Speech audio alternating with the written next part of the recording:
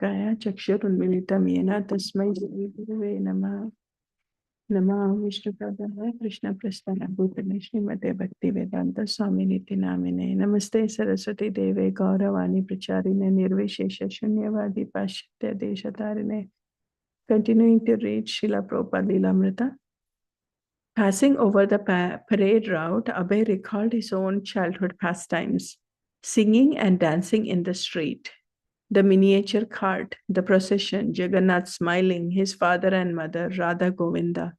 Somehow the fame of Lord Jagannath had inspired him as a child, and it remained within him all these years. When shall I go to Jagannath Puri? His childhood dreaming of Puri and Vrindavan, and his compulsively studying the train tables, scheming since the age of 5 to travel here, were based on a more than just a desire to tour Puri's marketplace, and he was not satisfied by once seeing the deity in the noisy, crowded temple. He had been impelled to come to Puri as a pilgrim, and his motive was his devotion to Krishna. Now, nationalism was strongly influencing his life, and he had recently married and was facing the decisions of graduation and career. Yet here he was, hardly more than a boy, walking alone in Puri, where Lord Chaitanya had lived, and where Lord Krishna's Jagannath still resided. Abhay relished his break from the pressure of duties in Calcutta. He didn't know how the love he felt for Krishna and Krishna's pilgrimage place would fit into his life. He knew that Krishna was more important than anything else. He was God, the supreme controller, and everyone's inner guide. But there was so much token, superficial service to God. Even the nationalist speakers, although they carried the Gita on their person, were more intent on nationalism than on Krishna. Only those who were sincere devotees knew the importance and attraction of Krishna, people like his father. An odd incident occurred at Puri. Gaur Mohan had given Abhay a letter of introduction to an acquaintance who lived in Jagannath Puri. Abhay went to see him and was well received. When the man was offering him lunch, however, Abhay noticed a small lump within one of the cooking pots. He questioned his host, who replied, "Oh, it is meat." Abhay was unable to restrain his shock. "No, what is this? I've never taken meat." Abhay looked at his host in astonishment. "I never expected this at Jagannath Puri." Ashamed, his host said, "I did not know. I thought this was the best." Abhay pacified the man, but he put his food aside and took no more meals there. After that, Abhay ate only the Jagannath Prasadam from the temple. Abhay stayed in Puri for 3 or 4 days, wandering around the holy places and visiting the famous Puri seaside with its sparkling beach and strongly profound surf. Several times he recognized some of the priests from the Jagannath temple as they smoked cigarettes. And he heard of other unsavory activities of the sadhus connected with the temple. What kind of sadhus were these who ate fish with their Jagannath Prasadam and smoked? In this respect, he found Jagannath Puri disappointing. When Abhay returned home, he found his young wife crying. Then he heard how her friends had told her, "Your husband is not coming back." He told her not to worry. There was no truth in the story. He had only gone for a few days and now back. Although his marriage had only recently begun, Abhay was dissatisfied. Radharani Datta was an attractive young girl, but Abhay had never really liked her. He was thinking maybe a different wife would be better, a second wife besides this one. In India, it was socially acceptable to marry a second wife, so Abhay decided to take the matter into his own hands. He made arrangements to approach the parents of another girl. But when his father heard about it, he called Abhay and said, "My dear boy, you are eager to take a second wife, but I would advise you not to. It is Krishna's grace that your present wife is not to your liking. Take it as a great fortune.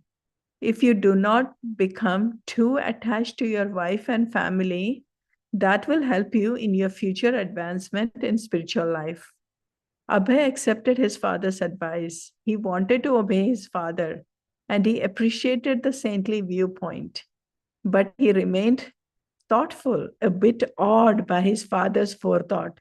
And he wondered how one day in the future he would be advancing in spiritual life and be grateful that his father had done this. Your future advancement in spiritual life. Abhay liked the idea.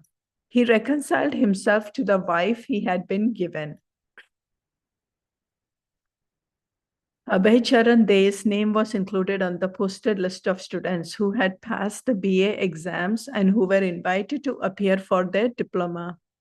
But Abhay had decided he didn't want a diploma from Scottish Churches College. Although as a graduate he would have a promising career, it would be a British-trained career. If Gandhi succeeded, India would soon be rid of the British. Abhay had made his decision, and when graduation day arrived, the college authorities learned of his rejecting his diploma. In this way, Abhay registered his protest and signaled his response to Gandhi's call. Gandhi's protest had increased its pitch in recent months. During the war, Indians had remained loyal to the crown in hopes of generating British sympathy towards the cause of independence. But in 1919, England had passed the Rowlatt Act to repress the move for Indian freedom. Gandhi had then called on all Indians to observe a Hartal, a day in which people all over the country had stayed home from work and school in protest. Although it had been a non-violent protest, 1 week later in Amritsar, in the public square known as Jallianwala Bagh, British soldiers shot to death hundreds of unarmed, defenseless Indians who had gathered for a peaceful meeting. Gandhi then lost all faith in the intentions of the empire towards India. Calling for complete non-cooperation, he ordered a boycott of everything British, commodities, schools, courts, military honors. And Abhay, in refusing his degree, was moving to align himself more closely with Gandhi's independence movement. But his heart was not in it. Just as he had never given his heart to college studies, to earning a degree, to his wife, so he was reserved about becoming a full-fledged nationalist. Abhay had become inclined towards a cause, but never really convinced. Now, out of school, out of work, caring little for his career, education, or wife, he remained at home. He tried his hand at writing poetry for the occasion of a friend's wedding. He read Srimad Bhagavatam and the latest speeches of Gandhi. He had no immediate plans. Gaur Mohan had his plans for Abhay, and the college degree had been an integral part of those plans. But Krishna, it seemed, had other plans. The political protest of refusing the Bachelor of Arts degree was more a mark of honor than a social stigma. And Gaur Mohan did not reproach his son for it. But Abhay still needed to take up some kind of work. Gaur Mohan approached his friend Karthik Bose and asked him to employ Abhay. Dr. Karthik Chandra Bose, an intimate friend, had been the family doctor since Abhay's childhood. He was a distinguished surgeon, a medical scholar, and a chemical industrialist. He had his own establishment, Bose's laboratory in Calcutta, where he managed drugs, soaps, and other products for the pharmaceutical industry. Dr. Bose was well known throughout India as the first Indian to manufacture pharmaceutical preparations that had formerly been monopolized by European firms. He agreed to accept Abhay as a department manager at his lab. Although Abhay knew little of the pharmaceutical industry or of management, he felt confident that by reading a few related books, he could learn what he needed to know. But when his new young man was suddenly given the post of departmental manager, several workers became dissatisfied. Some of them were elderly and had been 40 years with the firm. They voiced their dissatisfaction amongst themselves and finally confronted Dr. Bose. Why had this young man been put in charge? Dr. Bose replied, "Oh, for that position, I needed someone I could trust like my own son. He is signing checks for 40,000 rupees. I could only entrust the person handling of my accounts in that department to him. His father and I are very close, and this young man is to me practically as my son."